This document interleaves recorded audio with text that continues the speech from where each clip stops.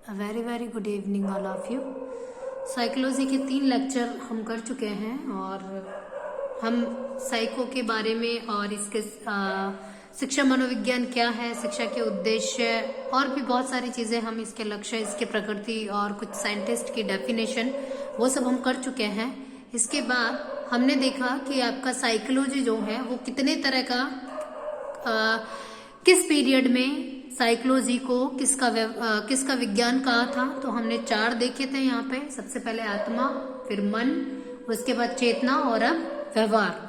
और करंटली जो आपका अभी है वो आपका व्यवहार का विज्ञान है। 20वीं शताब्दी के आरंभ में मनोविज्ञान व्यवहार का विज्ञान है जो कि यहाँ पे विजिबल है।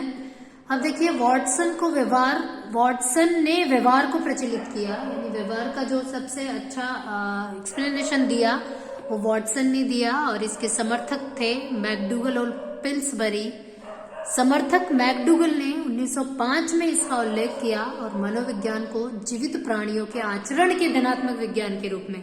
देखिए यहाँ से क्वेश्चन बन सकता है आपका कि जो मनोविज्ञान है उसको जीवित प्राणियों के आचरण, धनात्मक विज्ञान और सकारात्मक विज्ञान के रूप में किसने परिभाषित किया? मैकडूगल ने परिभाषित किया। इसके बाद आपका 1908 में इन्होंने अपनी एक पुस्तक लिखी जिसका नाम है सामाजिक मनोविज्ञान का परिचय, जिसमें व्यवहार शब्द का उल्लेख है। सबसे पहले यही एक ऐसी पुस्तक थी जिसमें व्यवहार शब्द का उल्लेख किया गया, जो कि सामाजिक मनोविज्ञान का परिचय नाम से थी। और इसको मैकडूगल ने लिखा था। पिल्सबरी ने 1911 में अपनी एक पुस्तक दी जिसका नाम था एसेंशियल ऑफ साइकोलॉजी। ठीक है, तो इसमें भी इन्होंने बहुत अच्छी डेफिनेशन दी थी व्यवहार की, जिससे कि सब कुछ संतोषजनक सब चीजें रही। तो इस तरह से आपको ये पिल्सबरी की बुक का नाम याद रखना है और एक आपको ये वाली चीज याद रखनी है कि सामाजिक मनोविज्ञान का परिचय, जिसमें व्यवहार शब्द का जो उल्लेख है सबसे पहले किया गया। सबको पता है ये डेफिनेशन बहुत इंपॉर्टेंट है। वॉटसन ने कहा मनोविज्ञान व्यवहार का निश्चित विज्ञान है। ये चीज आपको बहुत अच्छे से लर्न करनी है, बहुत अच्छे से ध्यान रखनी है। इसके बाद हमारे वुडवर्थ आए। वुड लकड़ी का वातावरण से संबंध होता है, मतलब आपको एनवायरमेंट में ये वुड मिलेगा। यानी वुडवर्थ का जो डेफिनेशन था वो था मनोविज्ञान वातावरण के संबंध में व्यक्ति की क्रियाओं का वैज्ञानिक अध्ययन है। इसके बाद स्किनर आए। डेफिनेशंस में आपसे डिस्कस कर चुकी हूँ। स्किन हर एक परिस्थिति में ढल जानी चाहिए ना, तो स्किन से आप परिस्थितियां ये याद कर सकते हो। वुडवर्थ से मैंने आपको बता दिया। वुडवर्थ ने एक तो आपका लकड़ी यानी वातावरण से संबंध वाली परिभाषा दी है, और एक वुडवर्थ ने कहा कि मनोविज्ञान सबसे पहले आत्मा का विज्ञान आया, फिर मन का विज्ञान आया, उसके बाद चेतना को त्यागा। मतलब आत्मा आया सबसे पहले, तो वो भी सक्सेसफुल नहीं रहा, यानी उसको भी त्याग दिया। आत्मा के बाद आया मन को त्याग दिया, उसके बाद चेतना को त्यागा, और उसके बाद व्यवहार आया, है ना, व्यवहार को स्वीकार करता है।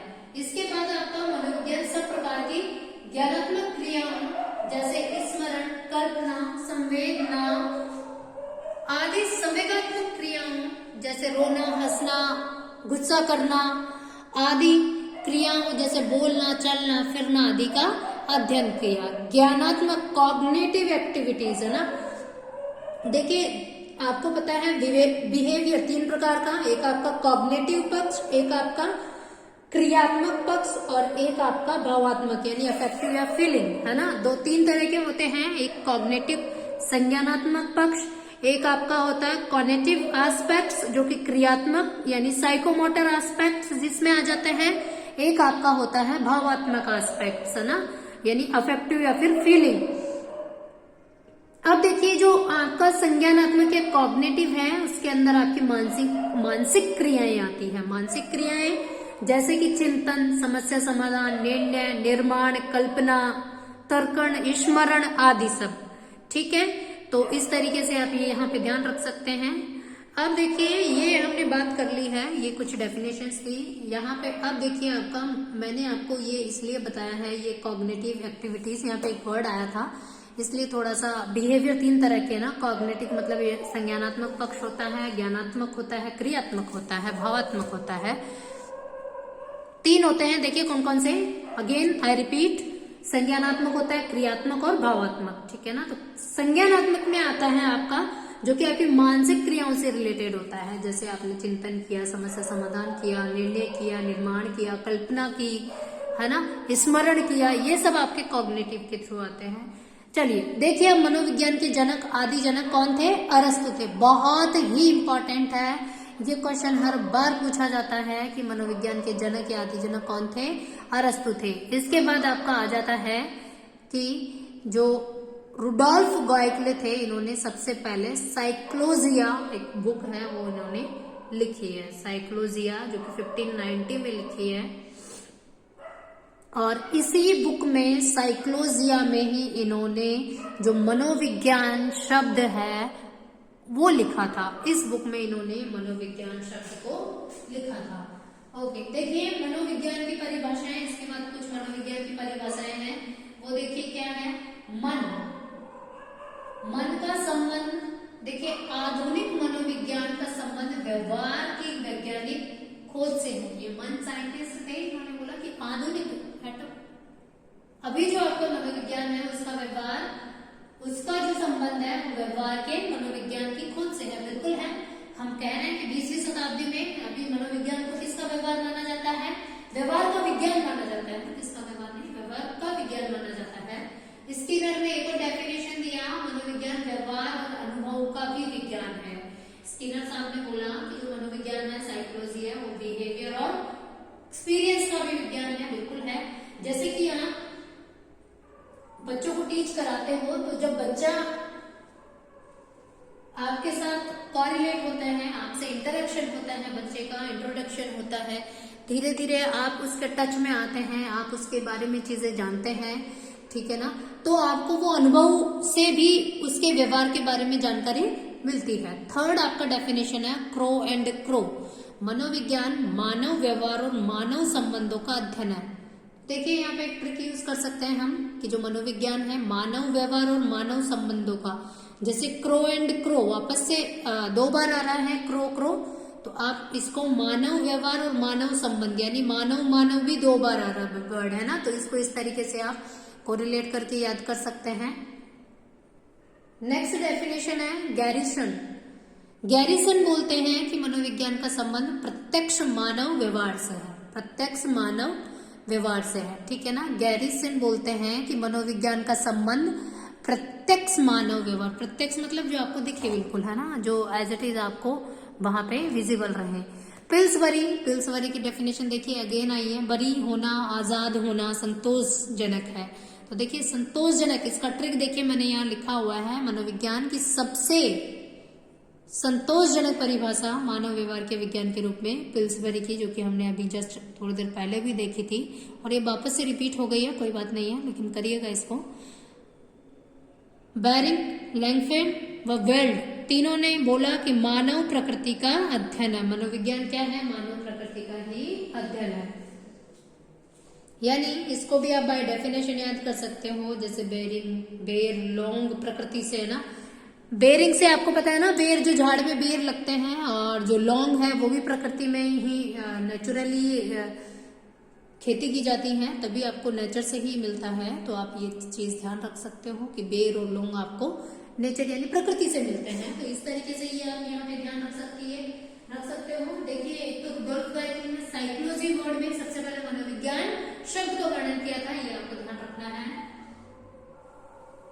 देखिए वुडवर्थ का डेफिनेशन अगेन है कि वातावरण के संबंध में, वातावरण वुडवर्थ की डेफिनेशन में आपका वातावरण वर्ड जरूर आएगा। जेम्स, मनोविज्ञान की सर्वोत्तम परिभाषा चेतन के वर्णन और व्याख्या के रूप में की जाती है। जेम्स ने बोला था ऐसा कि मनोविज्ञान की जो सर्वोत्तम परिभाषा है वो चेतना के वर्णन और व्याख्या के रूप में की जाती है। तो ये ध्यान रखिएगा। मैकडूगल, मनोविज्ञान आचरण एवं व्यवहार का यथार्थ विज्ञान। मनोविज्ञान क्या है? आचरण और व्यवहार का यथार्थ विज्ञान है।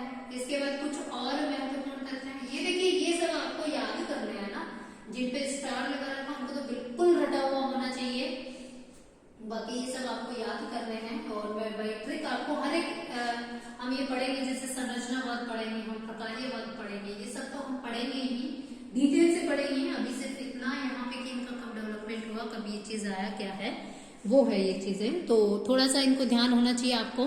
आधुनिक मनोविज्ञान का जनक, सबसे पहला जो आपका महत्वपूर्ण फैक्ट है कि आधुनिक मनोविज्ञान का जनक विलियम जेम्स, या तो वुंट आएगा, है ना। अगर वुंट नहीं आता है तो आपको क्या लिखना है, विलियम जेम्स। जिन्होंने विलियम वुंट ने 1879 में जर्मनी के लिपजिंग शहर में प्रथम मनोविज्ञान प्रयोगशाला स्थापित की। तो ये भी आपको ध्यान रखना है। सबसे पहली बात तो आपको ध्यान रखनी है कि आधुनिक मनोविज्ञान का जनक कौन है, विलियम वुंट है। अगर ऑप्शन में विलियम वुंट नहीं आता है तो क्या करेंगे आप, विलियम जेम्स करेंगे।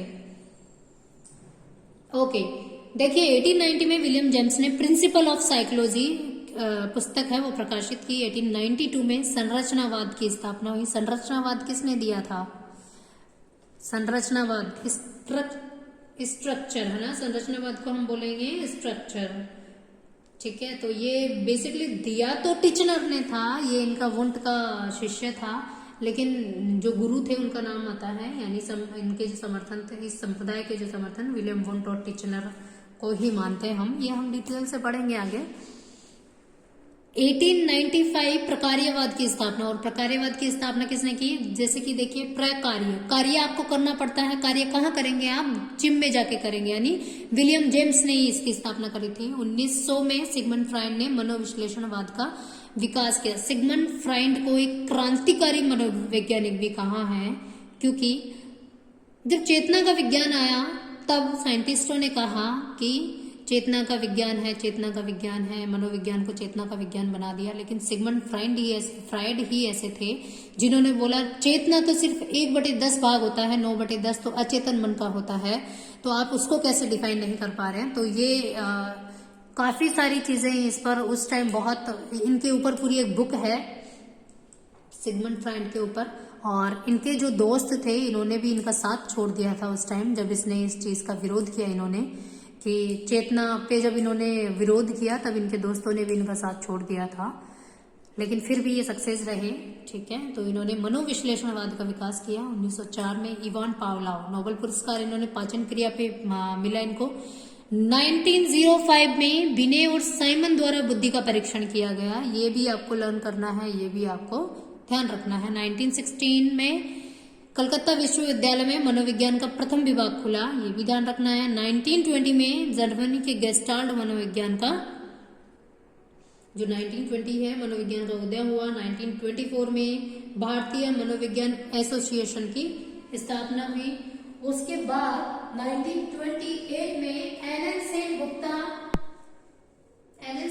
एवं राधा कमल मुखर्जी ने सामाजिक मनोविज्ञान की प्रथम पुस्तक लिखी, लंदन एलन और आयरलैंड। इस तरीके से 1951 में पॉल रॉजर्स ने रोगी के बीच की सर्वशास्त्र की। 1953 में BF Skinner science and human behaviour प्रकाशित किया।